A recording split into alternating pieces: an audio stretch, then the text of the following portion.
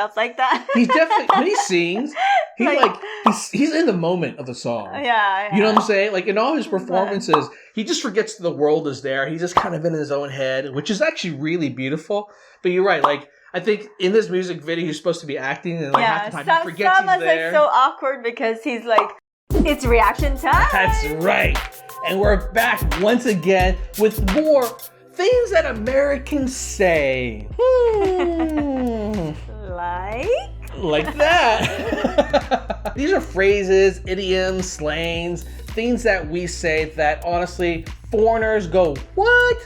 Or find annoying because it's just filler. And I have to admit, we do a lot of these things and we're very conscious of it now because we're doing these reaction videos. We're trying to be better in how we present ourselves in front of the camera. That's right. We try not to annoy you by saying like a lot. So he's so cute to watch, like when he's moving, you know, like this is music video. Of course, you're gonna have to like act, right? But I can tell like how he's like doing this, like, you know, like the note and forget about like acting and stuff like that. All right, Americans love saying it's a free country. I kind of just figured everyone in the world probably says that, but now that I think about it, there's such an emphasis of freedom here and your rights in this country that it's just easy to summarize it as it's a free country. Yeah, when you're just fed up with, when people are questioning why you're doing something, you go, yo, it's a free country. I don't use this a lot, but you've heard people use it? I've heard it, yes. I've heard coworkers, friends, they say this a lot. It's like they use it to justify behavior of things that it probably shouldn't be doing to begin with. That's right. It's like, don't say that. It's like, well, you know what? It's a free country.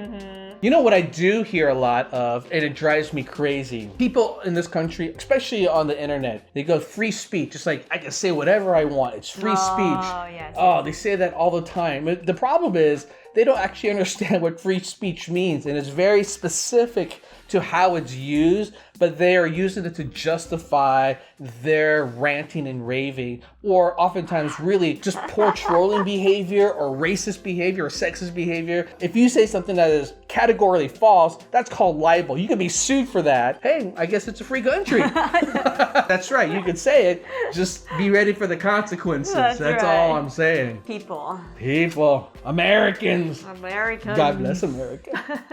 Americans love saying, you guys. You guys. I feel like I used to say that, but I don't think I say that anymore. Maybe because I don't hang out with my boys anymore. I'm just hanging out with you and I can't use that often. But I'm hanging out with my boys. I'm like, you guys. As if like you're joking around. True. You know? That's true. Oh, I remember that expression when you go to work or you go to school and they appreciate you, like, oh my God, you look so good. Look at your outfit. I'm like, you guys, thank you. I guess you can use it that way. I was thinking of it in a different way. Guys, stop it. I know. What I don't get is why girls use you guys for other girls. Female. Yeah. True that. I use that a lot. True that? True that. True that is probably one of those American slangs too. You know what? Now I remember when I text, group text, and say, hey guys. I do say, hey, that. girls? No, I don't say, hey girls. You sexist and then woman. Say, hey ladies. The appropriate thing hey to say ladies. Girls. Americans love saying, have a good one. A good what? What am I having that is good? Why is that funny? I don't get it. Have a good one. Well, I say that a lot. Yeah, so do I. So have a good one. Yeah, have a good one. Or good day. Good day. Good day, mate. Good day, mate. Good day, va. That's like chocolate. Good day, va. To me, it's one of those things Americans say. I don't think it's a bad thing. It's just like a local version of goodbye or have a good day. All right, this next one, for sure. What? We say this a lot, and I'm trying to cut it out. Americans love saying literally. Oh my. Yeah, you get mad at me. When you use literally on literally everything, then it literally loses its meaning. But it's literally what I'm trying to say.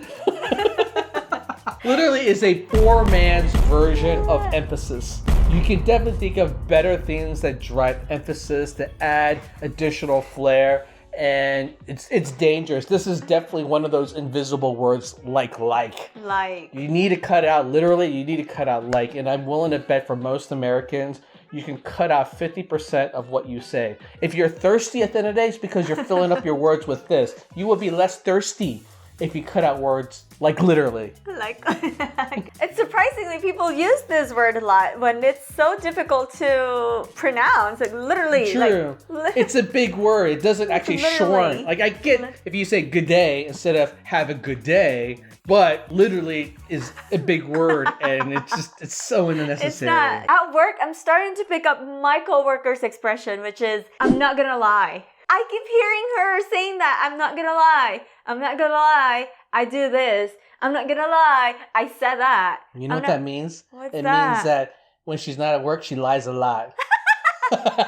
You know what? I think I'm not gonna lie is one of those things again that's used for emphasis. Mm-hmm. It's to say, yo, you need to listen to me because what I'm gonna tell you here is the truth. Mm-hmm. I'm gonna give it to you raw. I'm gonna be frank with you. I'm not gonna lie. I'm not gonna lie. I think it's meant to buffer saying something that is very blunt. It's a form of expressing candor, I think. So she's not saying it as a way to say, you know what, I actually do lie the rest of the time, or I'm gonna be honest with you. And when people say, like, I'm gonna be honest with you, they're not being honest with you. They're trying to be raw. They wanna be like in your face. Like, I'm gonna be honest with you. Your feet smell, right?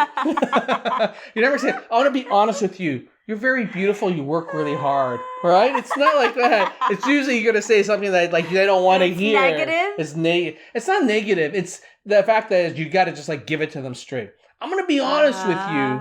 This is gonna be painful. Oh yes. I think I understand what you're trying to say. It's like being blunt and straightforward. I'm gonna be straight in your face. I'm not gonna lie.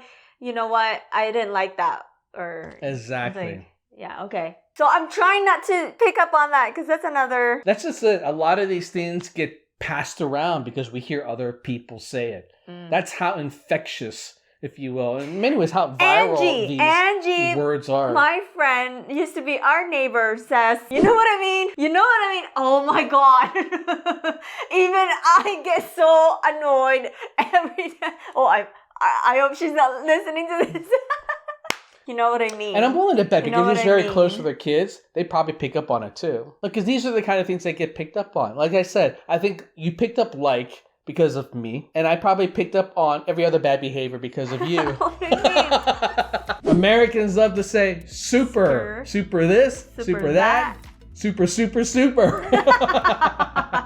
It's just another lazy word. Like, yo, that's super tasty. When you could say something more. That was exquisite. Superb. Yeah, you could just say superb. To express disbelief, Americans love to say, that's crazy, or that's insane. Might also hear, that's ridiculous. Definitely doesn't. Me? Because you want to make it sound like, what? You're like, that's crazy. That's crazy. That's insane. Yeah. That's insane. Yeah. Definitely worth working on. That's something we If can you work watch our reaction video, you probably, caught me. Americans love to say, for sure. For sure. That's a California thing too. Southern California, LA. They use that a lot. They go, for sure. And you have to say it like that. Stretch it out. I feel like for sure is also one of those things that are trendy for the moment. I think that was really popular in the 80s. Maybe it's making a comeback now, so that's why she brings it up. People are saying a lot. I know what I say a lot, and I go through periods of saying it a lot, which is man. Man, how you feeling? Like, man, I gotta do that again. My mom used to hate it when I say that. And then I would stop for a period of time, and then I would do it again. It's almost like cursing for me. Like, I go through periods where I curse a lot, and then I just kind of stop. And oh, when you curse, you're mad to Lulu. Americans love saying, I know, I know, right? I know, right? I say this a lot. I know, right? Yes, I know. You literally say it like all the time. I know, right? I'm not gonna lie. You know what I mean. Yep. With all these fillers, you can create a conversation. And still not say a single thing. All right, another thing that Americans say a lot of, oh my God. I say that a lot. Oh my God is used as a wow. Right. It's a woo type of expression. There's definitely a lot of other ways you can come across, I think.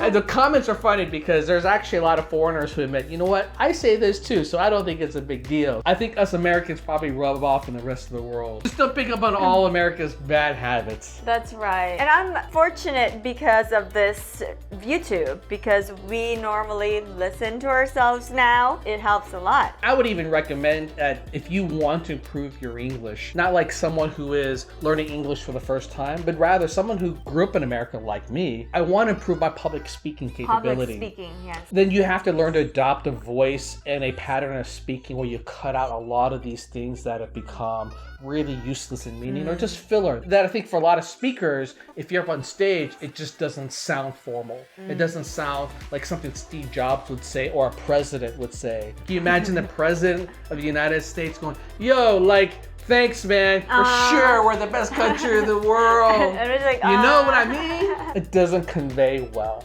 So it's definitely something you can work on by doing YouTube. That's right.